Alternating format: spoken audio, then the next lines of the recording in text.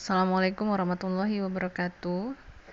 Kali ini materi kita mengenai pendidikan dan perubahan sosial, ya. Sedikit pengantar ya, kalau kita kaji literatur sosiologi itu ada dua macam perubahan ya. Yang pertama perubahan budaya, cultural change, dan yang kedua adalah perubahan sosial atau social change. Kalau cultural change ya, itu berkaitan dengan perubahan yang berkaitan dengan ide-ide dan nilai-nilai yang dianut oleh sekelompok masyarakat. Kalau social change ya, itu berhubungan dengan pola hubungan ya, perubahan pola hubungan dalam masyarakat dan perkembangan kelembagaannya.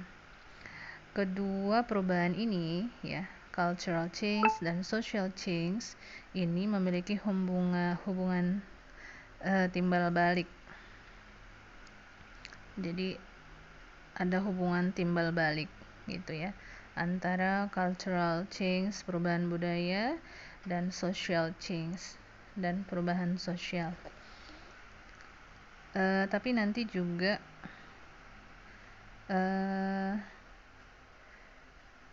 walaupun judulnya ini adalah pendidikan dan perubahan sosial, tapi nanti ada kaitannya dengan perubahan kebudayaan.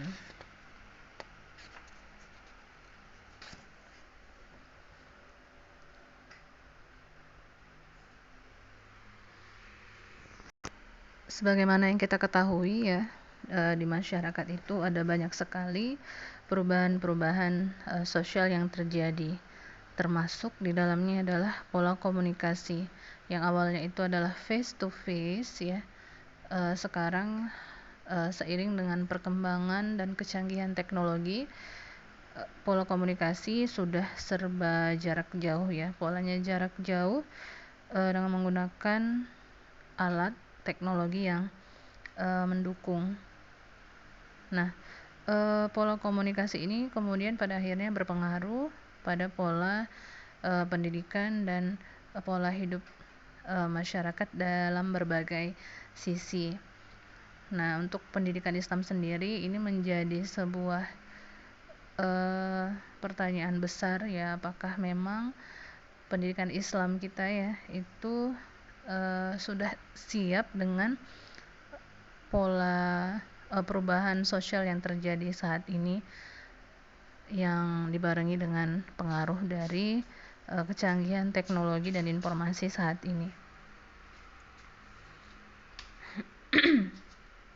Oke, kita mulai pembahasannya dari mengenai pengertian perubahan sosial ya. Oke, pengertian perubahan sosial ya. Kalau kita amati perubahan sosial ini berasal dari kata awalan per dan akhiran an. Kamus Umum Bahasa Indonesia WJS Purwadarmina mengartikan perubahan itu adalah keadaan yang berubah dari keadaan yang semula ke dalam bentuk yang lain. Nah, sementara sosial atau masyarakat itu adalah kumpulan manusia yang bertempat tinggal di suatu wilayah tertentu dan terikat oleh aturan yang disepakati bersama dalam rangka mencapai tujuan bersama. Nah, kalau di lingkungan masyarakat yang maju ya, kesepakatan bersama ini itu diabadikan, didokumentasikan dalam sebuah undang-undang atau peraturan. Tapi kalau di masyarakat tradisional, kesepakatan ini belum dituliskan ya, melainkan hanya berupa kesepakatan tidak tertulis, tapi dipelihara terus-menerus dalam bentuk ucapan, perbuatan yang dibina ya. Intinya dia dibudayakan. Nah, kemudian masyarakat yang melanggar undang-undang atau peraturan itu nanti akan dikenakan sanksi ya, perdata atau perdana ini kalau perdata atau pidana ini kalau di masyarakat yang sudah maju. Tapi kalau di masyarakat tradisional ini biasanya sanksi yang dilaksanakan oleh pemangku adat. Oke, kemudian ya, perubahan sosial ini terjadi karena sebuah konsekuensi dari aktivitas manusia ya adanya inovasi, kemajuan sains dan lain sebagainya. Nah, kemudian ya perubahan sosial ini menjadi salah satu kajian terpenting dalam sosiologi pendidikan.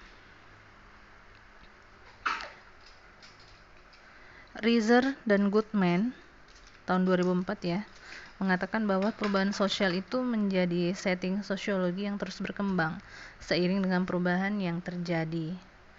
Kita bisa lihat ya, dimulai dari revolusi Prancis itu tahun 1789 ya, kemudian revolusi industri itu sepanjang abad 19. Ini dianggap sebagai faktor yang paling besar peranannya dalam perkembangan teori sosiologi pendidikan. Kemudian ada lagi istilah kapitalisme, sosialisme, feminisme, urbanisme dan lain sebagainya muncul kemudian. Nah, kemudian lahir lagi aliran-aliran teologi dalam sosiologi. Nah, pengertian perubahan sosial ini juga berbeda-beda. Ini nanti dipengaruhi oleh perbedaan pendekatan ya. Nanti pada akhirnya juga akan melahirkan berbagai macam kesimpulan yang berbeda.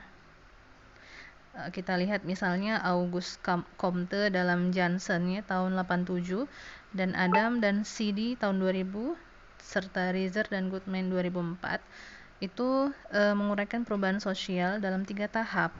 Pertama, tahap teologis atau fiksi ya.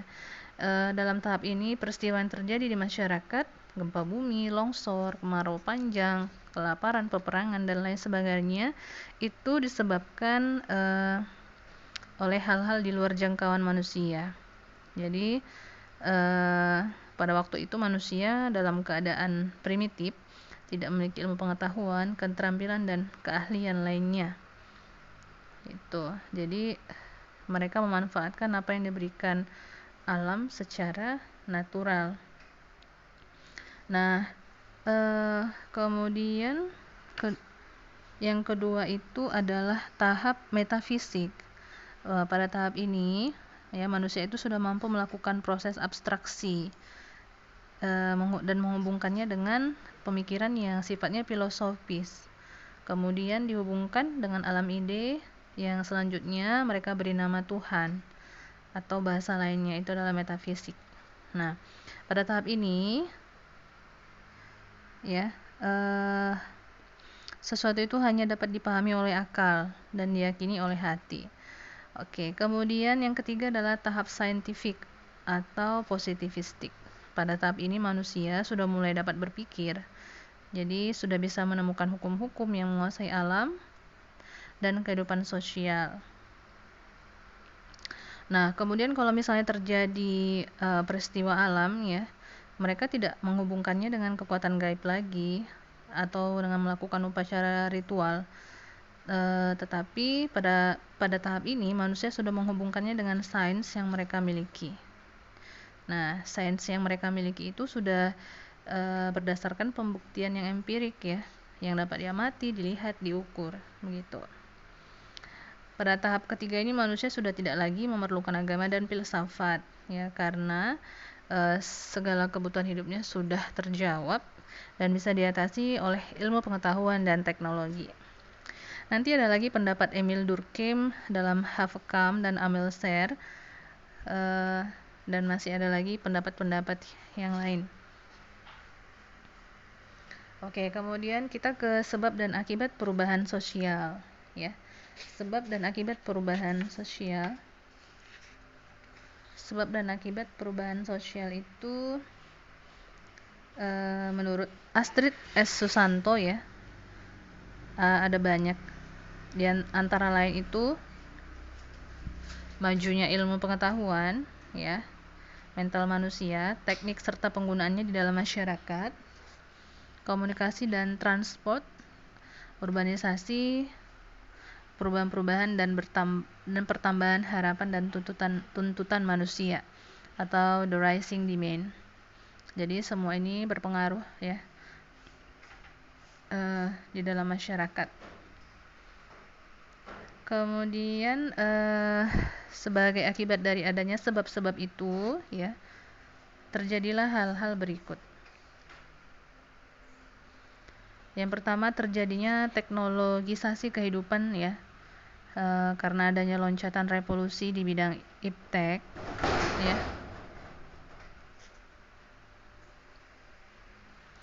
ditandai oleh adanya pembakuan kerja dan perubahan nilai.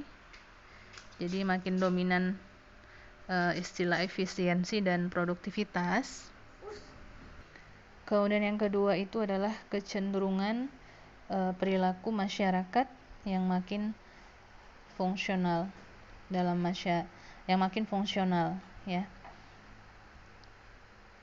Jadi dalam masyarakat yang seperti ini, hubungan sosial itu dilihat dari sudut kegunaan saja, pragmatisme dan kepentingan semata. Jadi orang itu dipandang atau dilihat dari sejauh mana dia berguna dan bermanfaat gitu. Kalau kita lihat ya, pergeseran pola hubungan ini itu dari affection ke effective neutral yang seperti dikatakan oleh Parson. Dari hubungan yang pribadi dan emosional ke hubungan yang tidak pribadi dan berjarak. Kemudian yang ketiga, masyarakat padat informasi. Jadi keberadaan seseorang itu ya ditentukan oleh seberapa banyak dan sejauh mana dia menguasai informasi. Keempat, kehidupan yang makin sistemik dan terbuka. Jadi masyarakat itu berjalan dan diatur oleh sistem yang terbuka atau open system. Nah, inilah beberapa hal yang menjadi akibat dari sebab-sebab yang kita sudah sampaikan tadi di atas.